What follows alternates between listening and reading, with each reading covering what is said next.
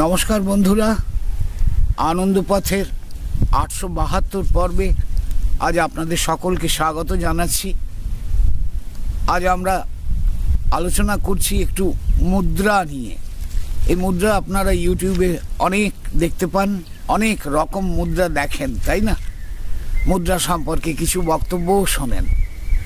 মুদ্রা ব্যাপারটা কি? কেন আমরা মুদ্রা অভ্যাস করব? মুদ্রা অভ্যাস করলে লাভ কি? একটু সংক্ষেপে বলে দিই। মুদ্রা ব্যাপারটা এসেছে স্নায়ুতন্ত্রের সুস্থতার জন্য। আমাদের শরীরের মধ্যে যে বিপুল স্নায়ুতন্ত্র, বিভিন্ন রকম নাড়ি রয়েছে না, সেগুলো মোটামুটিভাবে এই মাথার ওপর থেকে, ভেতর থেকে আর কি, ওপরে নয়, চুলের ওপরে নিশ্চয়ই নয়, মস্তিষ্ক থেকে এই পেছন দিয়ে মেরুদণ্ড শুরু হলো।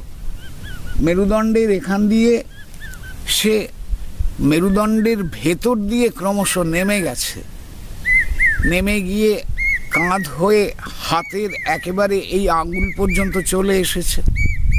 এ হাতেও তাই এসেছে। সমস্ত বুক, পিঠ, পেট হয়ে, দুই জানু হয়ে, পা হয়ে, পায়ের বুড়ো আঙুল বা সবকটা আঙুল পর্যন্ত গেছে।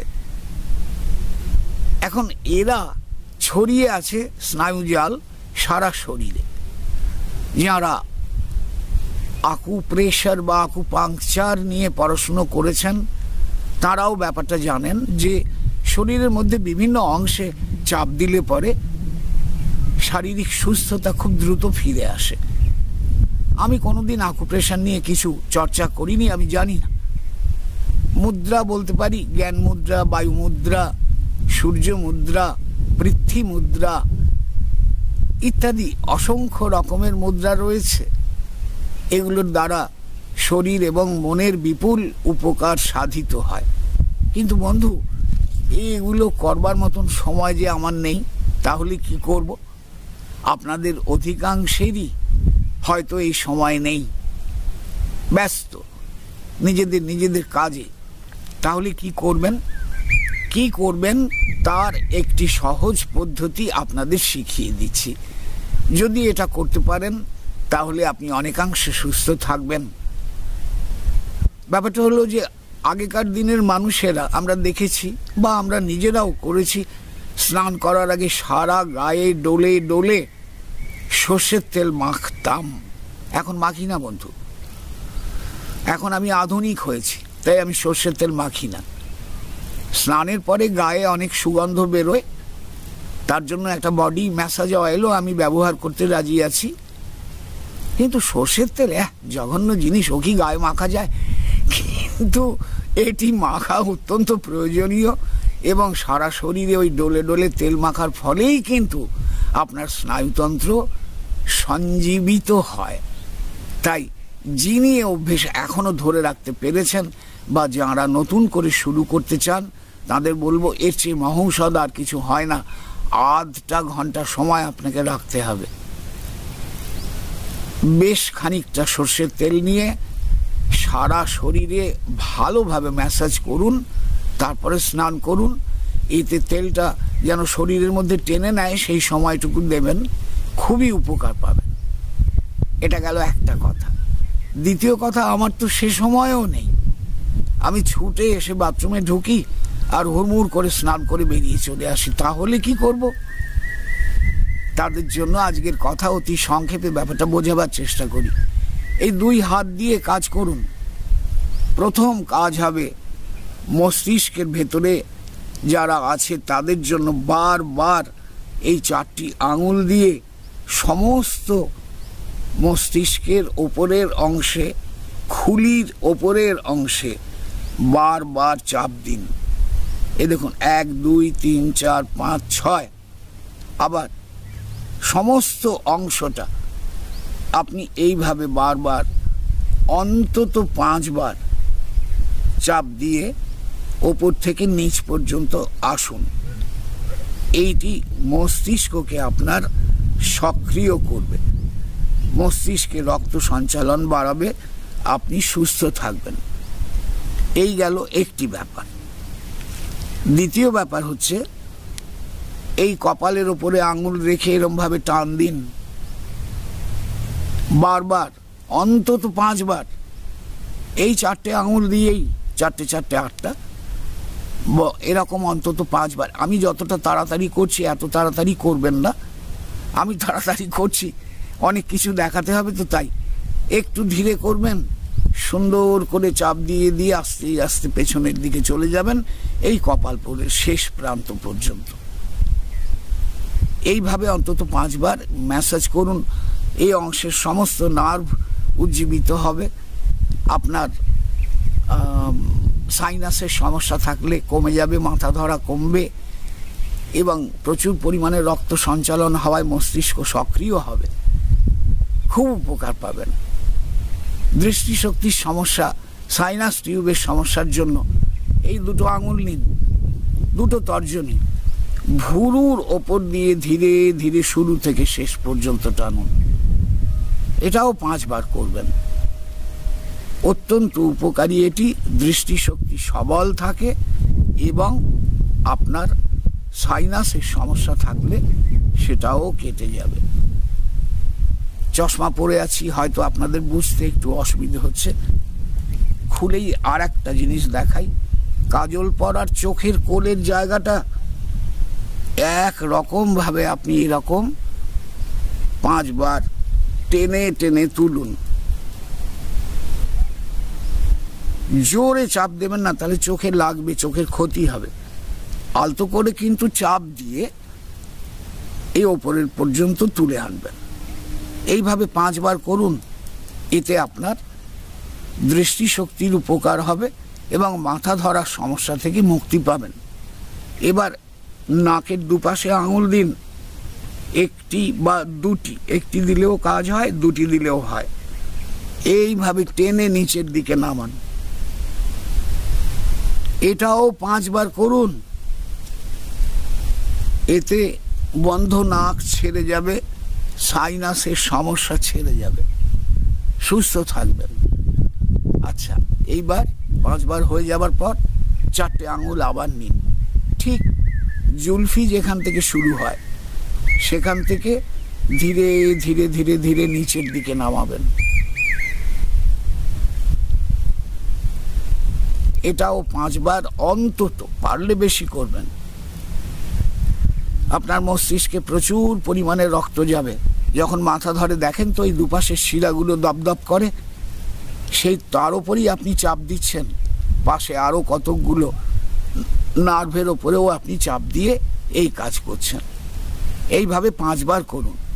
তারপর জাস্ট গোঁফের ওপর ঠোঁটের নিচে ডান হাতের তর্জনী দিয়ে এই 1 বার, 2 বার, 3 বার, 4 বার, 5 বার অন্তত এই ম্যাসাজটুকু করুন। এটা করলে আপনার মাড়ি, দাঁত, মুখমণ্ডলের সুস্থতা, কানের সমস্যা সব কিছুই দেখবেন যে অনেক ভালোভাবে কাজ হচ্ছে, আর এই সমস্যায় পড়ছেন না। এবার এই থুতনি একই রকমভাবে পেছন দিকে টান দিন। ঝুলে যাওয়া চামড়া অনেকাংশে ঠিক হবে এবং আপনার থাইরয়েড গ্ল্যান্ডের সমস্যাও অনেকাংশেই ঠিক হবে। অন্তত 5 বার করুন, পারলে আরও বেশি করবেন। এবার পেছনের কাজ, যেখানে ঠিক মেরুদণ্ড শেষ হয়ে মাথার খুলিটি আরম্ভ হলো, আমি একটু পেছন ফিরছি, আপনারা কিছু মনে করবেন না, দেখে নিন। পাশ ফিরেই বসলাম। এই যে 2টি জায়গা, এই 2টি জায়গাতে 3টি আঙুল রাখবেন দুপাশে। মাঝখান দিয়ে এই শক্ত মেরুদণ্ডের অংশটা আর কি আসছে, তার দুপাশে এখানে এরকমভাবে ঘুরিয়ে ঘুরিয়ে, ধীরে ধীরে, তাড়াহুড়ো করে নয়, অন্তত 5 বার ম্যাসাজ করুন একদিকে। হয়ে গেলে আবার এদিকে ঘুরিয়ে ঘুরিয়ে আরও 5 বার করুন।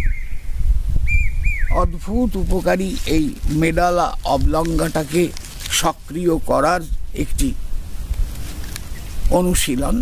এতে আপনার মস্তিষ্কের মধ্যে রক্ত সঞ্চালন তো বাড়ছেই, আজ্ঞা চক্র সক্রিয় হয়ে ওঠে এবং যাদের স্পন্ডিলাইটিস বা এই জাতীয় ব্যথা আছে, সমস্যা আছে, তারা খুব উপকার পাবেন।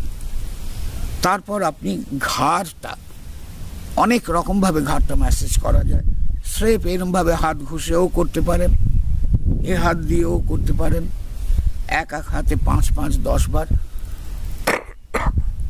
অনেকে এইভাবে করেন।